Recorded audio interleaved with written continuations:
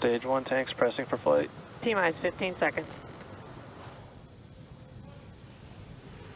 10, 9, 8, 7, 6, 5, 4, 3, 2, 1, 0.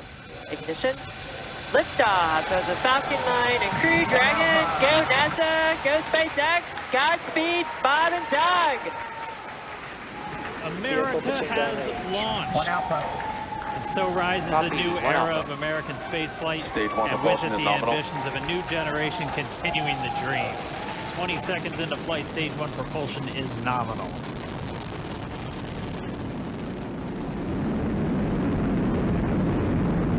T plus 30 seconds into this historic mission. Flying crew on board Dragon and Falcon 9, and look at them go. Falcon power and telemetry nominal. M1D throttle down. We're throttling down to get ready for the period of maximum dynamic pressure. We're in the throttle bucket. Reports say all systems are go. Vehicle is supersonic. We've exceeded Mach 1 on the Falcon 9. M1D throttle up. We're throttling back up to full power as we're through max Q. Copy, 1 Bravo. And we heard that 1 Bravo call out. That's just the second abort zone that they're in. They'll continue to be on this until the first stage has done its job and they switch over to the second. At this point, Bob and Doug pulling about 2.3 Gs, 2.3 times the Earth's gravity, already moving at over 1,500 miles per hour. We've heard the call out for MVAC engine chill. That's getting the MVAC engine ready to light. That'll come at about 2:44 into flight. Right now, everything continuing to look good. Next major event coming up is going to be the triple. We'll have main engine cutoff of the 9 first stage engines, stage separation, and then ignition of the second stage engine to continue to carry astronauts into orbit. Coming up in about 20 seconds. M1D throttle down.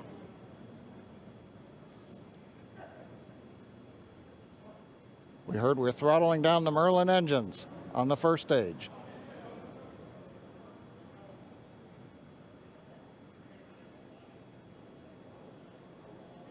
And we have MECO. MECO. 2 Alpha. Falcon stage separation confirmed. Copy, 2 Alpha. MVAC ignition.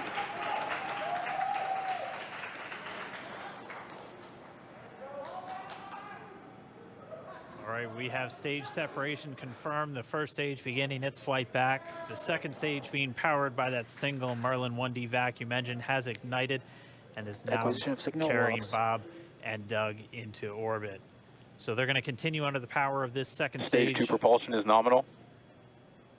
Which will cut off at SECO, or second engine cut off at about 8 minutes and 44 seconds into today's flight. So a little over 5 minutes to go still on this second stage. You heard the call out 2 Alpha, so they're now in the longest abort zone that carries them all the way from about North Carolina up the eastern seaboard almost to Canada. Things looking good though, getting good call outs, nominal propulsion on that second stage. Bob and Doug continuing to make their way into orbit.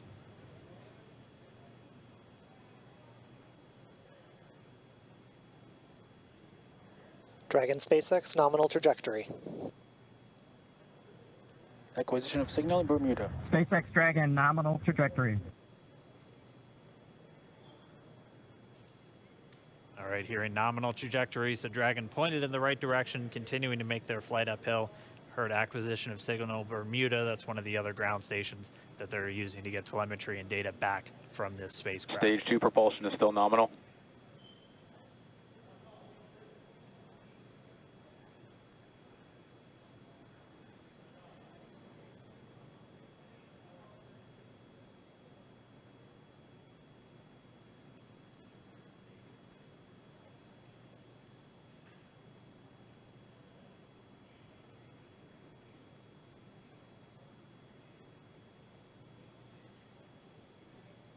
little over 4 minutes, 40 seconds into the flight. Bob and Doug flying at more than 5,600 miles Dragon per hour. SpaceX nominal trajectory. Already almost 200 miles downrange from the Kennedy Space Center. Nominal trajectory continuing.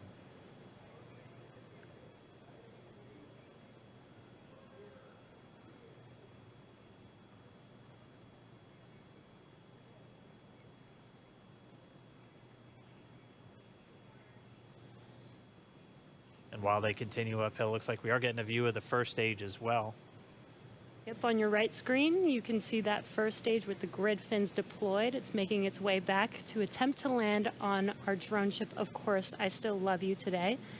And we're just about a couple minutes away from the entry burn, and that's where 3 of the 9 Merlin engines do ignite to help slow the vehicle down as it re-enters back into the Earth's atmosphere. And then after the entry burn will be the landing burn, which is just a single engine Dragon burn. SpaceX nominal trajectory. And you heard Nominal starting trajectory. chill for entry burn. there's that call out. They are still on a nominal trajectory on Dragon, still on second stage, and that's that MVAC engine on second stage on your left screen.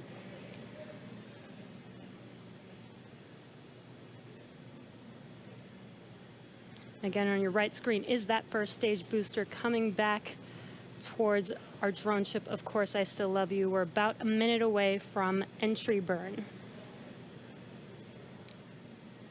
Meanwhile, that second stage continuing to power Dragon into orbit.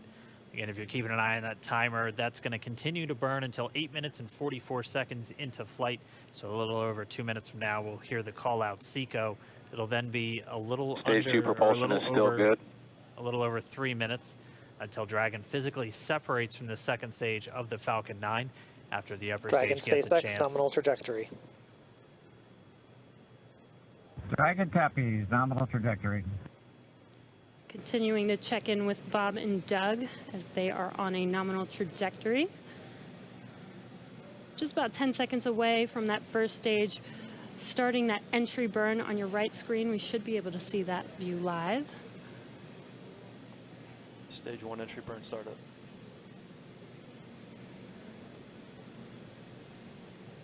And there is that entry burn Acquisition of signal, beginning. New Hampshire. This burn lasts about 36 seconds long. Stage 2 FTS is saved.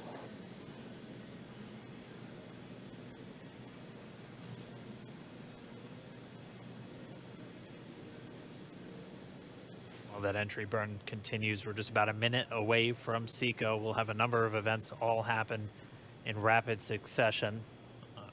It'll be the second engine cutoff. Stage 1 We'll entry be burn looking shut for down. that stage 1 landing burn shortly after. Yeah, actually just within a few seconds of each other. It's such a cool view on your left screen, seeing Bob and Doug on Dragon. Right now you can see the displays that they are seeing right now themselves. Terminal guidance. MVAC throttle step. We are coming up 25 seconds or so away from SECO, or second engine cutoff. This is also the point where Bob and Doug are experiencing their highest G-force. We're seeing the counter tick up to right about Stage 1 entry 1.8. transonic. Copy Shannon. You heard Shannon, so that just means they're in their final abort zones. If they were to abort at this point, it would either be an abort to orbit or to land off the coast of Ireland. Standing by for second Stage 1 landing cutoff startup. confirmation. MVAC throttle step. MVAC shut down. Stage 1 landing layer. Confirmation of SECO's second engine cutoff. Now we are waiting for our first stage to make its way to our drone ship, Of Course I Still Love You. Dragon SpaceX nominal orbital insertion. Did Launch get escape system confirmation is disarmed. nominal Dragon orbital copies. insertion. Nominal Stage orbital 1 landing leg insertion. deploy. And what you're seeing on your screen is a live view of our drone ship, where our first stage will be coming down. Looks like we lost that live view, but we'll wait for confirmation of that landing shortly here. Falcon 9 first stage is successfully landed. And aboard there you Of Course can I Still see Love on You. your screen, Falcon 9 has landed. This is the first Falcon 9 to carry Acquisition of signal, humans to Newfoundland. orbit, so very exciting for us. And as you can see on your right screen, Bob and Doug are still making their way to their targeted orbit. M1D to recovery 1. So exciting today. M1D. It doesn't stop. It does not stop. All right, we did hear again that call out, good orbital insertion, so that means Falcon 9 and Dragon right now exactly where they're supposed to be. M1D to FRC on recovery 1. And it's right at about 12 This minutes is FRC. when Can you Dragon will switch over to separate. ECF9? Looks like we saw a 0G indicator floating around there. I know Bob and Doug owe us a little bit about what exactly that is that they brought up with them.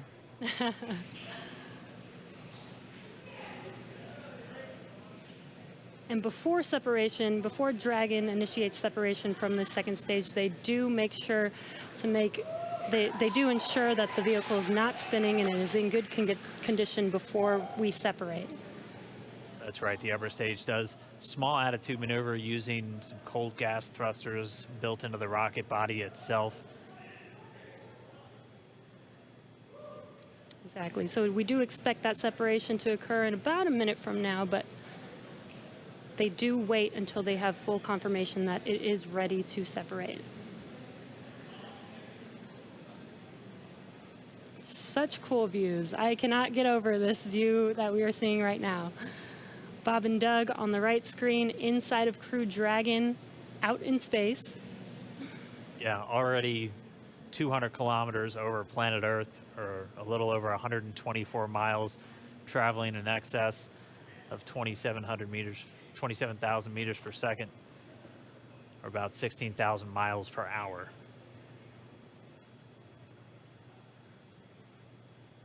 Again, we're just standing by. That separation event should be coming up shortly. Then they'll begin a series of checks on the Draco thrusters that are going to be used to maneuver and then power Dragon on its flight to the International Space Station. Standing by for separation. Expected loss of signal, wallows. It sounds like we had an expected LOS loss of signal with one of the ground stations. Waiting for confirmation now of that setup. Dragon separation confirmed. Dragon separation confirmed. There is a great view right in front of you Countdown of 1 is Dragon emerged. separating. Separation confirmed. And there's that call out. Dragon is now officially making its way to the International Space Station today. Dragon SpaceX with that separation call. We have a few words for you from our Falcon 9 team. Standing by. Dragon, Chief Engineer on Dragon to ground. Bob Doug, on behalf of the entire launch team, thanks for flying with Falcon 9 today. We hope you enjoyed the ride and wish you a great mission. Thanks, Bala. Congratulations to you and the F9 team for the first human ride for Falcon 9, and it was incredible. Appreciate all the hard work, and thanks for the great ride to space. Copy all. Power and Good luck. Mike, proud of you guys and the rest of the team. Thank you so much for what you've done for us today, putting America back into low Earth orbit from the Florida coast. Copy all. Good luck. Godspeed.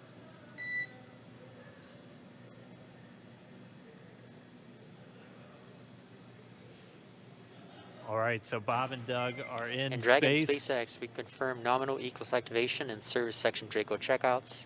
Nose cone deploys in progress. Copy all. We're monitoring. The Corps here in Hawthorne giving the crew a heads up that we have confirmation the nose cone is deploying. So again, that nose cone is going to open up a little bit more than 90 degrees, goes up to about, I think, 105 degrees, and that's going to expose the actual docking ring and the hatch that they're going to be going through once they attach to the International Space Station, and also 4 of those Draco thrusters, we call them the forward bulkhead thrusters, that are going to be used for these major phase burns or firings of those thrusters to actually raise their orbit gradually over the coming hours. Also heard good activation of the ECLS, that's the Environmental Control and Life Support System. That's everything controlling their atmosphere, just keeping Dragon a nice, safe, habitable environment where they're going to be living for the next 19 hours until they arrive at the space station. Right, exactly. And Falcon 9's job may be done for today, but the mission is not over. Crew Dragon's job is not done. As you can see, Bob and Doug are still inside Crew Dragon, making their way. It will be a 19-hour trip to the International Space Station before they dock tomorrow morning. And such cool views. I love that we can get these live views here and see and watch what they're doing now that they are in orbit. Yeah, it's incredible to just be looking over their shoulder, to be along for the ride. And we're going to be with them, and we're going to be with all of you the entire way for their journey to the space station. We're going to be covering live throughout. Bob and Doug will obviously have a sleep period where they'll get about 8 hours of sleep a little bit later today before they wake up for all of their final approach. One of the major things we are looking forward to in the next couple of hours is going to be their first turn at the controls. So they're actually going to be using those touchscreen displays to take control and manually pilot Dragon. We'll walk you through what that's going to look like, and assuming we have some good ground station coverage, we'll be able to get views from right inside Dragon, looking over their shoulder as they manipulate the controls at the display. But I mean, we had a smooth ride uphill, both stages of the Falcon 9 doing their job, placing Bob and Doug into orbit. I mean, this is a day, this is a historical day. This is us kicking off that new era of space flight that we've all been talking about and longing for since the space shuttle program came to an end in 2011. Yes. And the weather cooperated. Yes, second time's a charm. Right. All right, so day for the history books. As you can see, we have lost some live signal there, but the mission still continues, and we're going to send it over to KSC to continue broadcasting live with you Expected guys. loss of signal, Newfoundland.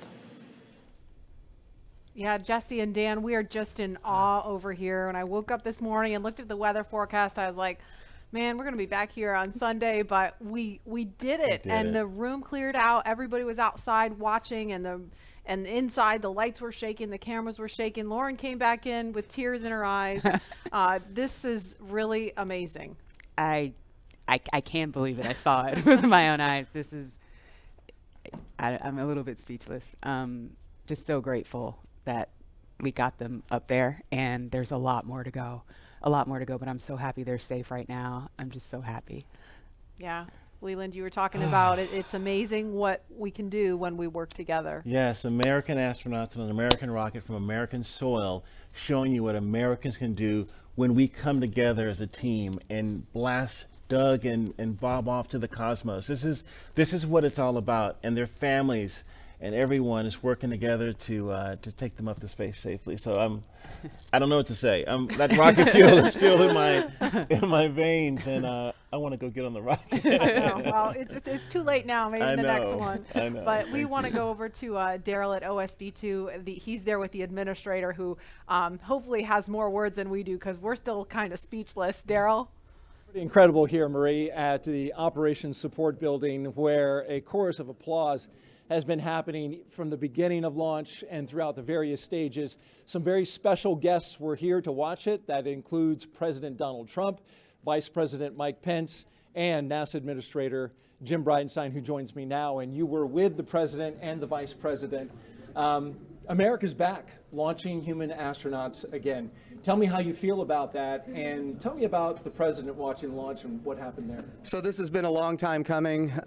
It's been 9 years since we've launched American astronauts on American rockets from American soil, and now it's done. We have done it. It's been way too long. I want to give a lot of credit to Charlie Bolden. He was my predecessor as the NASA administrator. He fought hard for this program at a time when it didn't get any support in Congress. We now have an administration that is fully supportive of our spaceflight initiatives, not just on the exploration, discovery, going to the moon, onto Mars, but also from a Space Force perspective. Our budgets are going up, things are strong, And today was just just an amazing day. You know, one of the things the president did right out of the gate when he became president is he created what's called the National Space Council. And he put the vice president as chairman of the National Space Council. And on that National Space Council, you've got the Secretary of Defense and the Secretary of State and the Secretary of Commerce, the Secretary of Transportation, the Secretary of Education, the chairman of the Joint Chiefs, all of these different amazing individuals that deal with space day in and day out. A lot of people don't realize how many parts of the federal government deal with space. And the vice president invited those members of the National Space Council here as well. So we just had, and then we had members of Congress, bipartisan members of Congress, Republicans and Democrats, who have been involved in supporting this program, you know, for a long time now. So I'll just tell you, I'm breathing a sigh of relief. But I will also tell you, I am not going to celebrate until Bob and Doug are home safely. Tomorrow, they're going to dock to the International Space Station. Tonight, I'm heading to Houston to be at the Johnson Space Center when that happens. So it's a bit of a relief. The nose cone is now open. It's now deployed, which means that you know, now we're going to go into some burns. We're going to have some phasing burns. We're going to have some you know, boosting burns, and we're going to get as much as we can in alignment with the International Space Station as early as possible here. But also, I know it's hard, but you know, the big thing that we need to do now is we got to get Bob and Doug, who have now gone through this exercise twice. They need to get some rest. But I can guarantee you there will be no rest for a good amount of time while they're up there in orbit. And they are certainly on their way, and a lot of people joining us for this entire celebration and watching it. We just heard 10 million people watching live as this launch happened, and President Donald Trump becoming the third sitting president to watch a launch live from the Kennedy Space Center. The first. To be clear, I think he's the only sitting president to watch American astronauts launch on a brand new rocket that has never launched before, and that's a big risk. You know, he also said we're going to go to the moon by 2024. That means he's putting himself at risk to say, look, I'm going to be accountable, potentially, I'm going to be accountable to the initiatives that I put forward. And I think we have not had that kind of leadership for space in a very, very long time, and we're so grateful for it. What was it like watching the launch with the president? How did he react? Oh, I'll tell you, it's obviously something that is near and dear to him. He said it a year and a half ago. He put it in the State of the Union speech. He said, we're going to launch American astronauts on American rockets from American soil. And of course, I was like, in my head, I'm thinking, we better get after this. Of course, we've worked overtime to make it happen. We might be a little behind schedule, but we got it done, and we got it done safely. We're knocking on wood, but so far so good. It's looking good. You personally, Jim, as that rocket was lifting off and you felt that rumble? Yeah. What'd you feel? What'd you experience? Well, I was praying. I'm not going to lie to you. I was praying. I was praying for Bob and Doug. I was praying for their families. I was praying for their safe return, even though they're just going.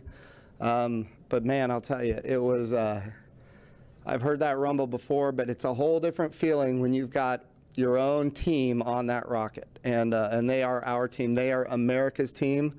This is Launch America. This is everything that America has to offer in its purest form. And times are tough right now. There is no doubt. We've got the coronavirus pandemic. We have other challenges as a country. But I hope this moment in time is an opportunity for everybody to reflect on humanity and what we can do when we work together, when we strive, and when we achieve. And if this can inspire a young child to become the next Elon Musk or the next Jeff Bezos or the next Sir Richard Branson, then that's what this is all about.